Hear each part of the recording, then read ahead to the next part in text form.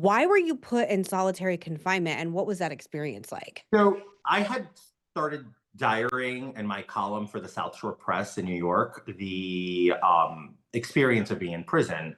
And within that, as you know me, Megan, I hold no bars. I call shots like I see them, Mhm. even at my own detriment. And to my detriment, I was criticizing the administration on all of their, poor administrative duties and their dereliction and thereof of the way they administer the facility. So long story short, a recycled death threat from 2023 resurfaced over at Project Veritas, and they sold it to the public as something new. Although Capitol Police had investigated it, found it to not be credible, and the source of the story, a completely disqualified, discredited person, but they still ran with it, and then it became an active death threat from the outside, and a slanderous one at that, because if you look and see this article in the media, Project Veritas is saying that some very high caliber, high profile individuals in American politics and society are plotting to murder me in federal custody, which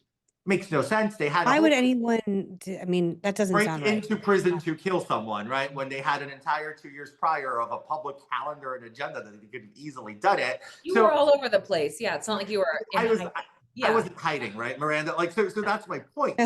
So this comes up. The warden sees it as a perfect opportunity to, oh, great, you're going to be pulled out of circulation.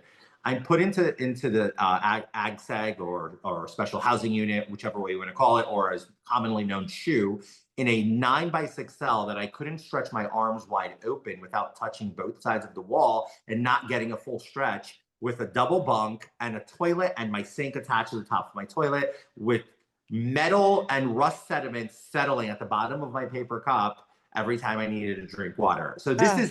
this is my environment.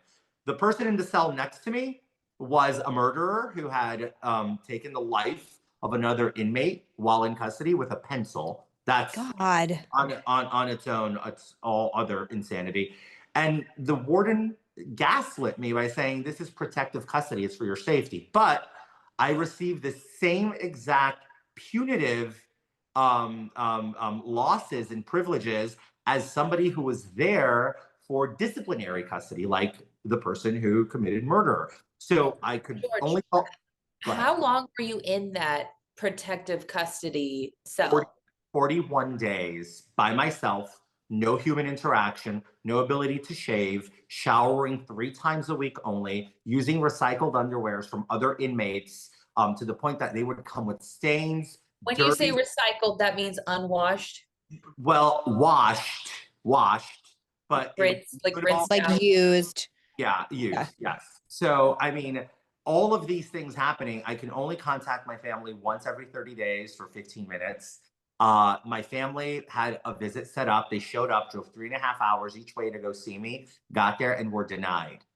So, and then when they finally got to see me on day 37 of confinement, the way that they conducted the visit was I was wearing shackles, a belly chain, my wrist cuffed to my chain, and foot chains. So, behind a Is per- that unusual?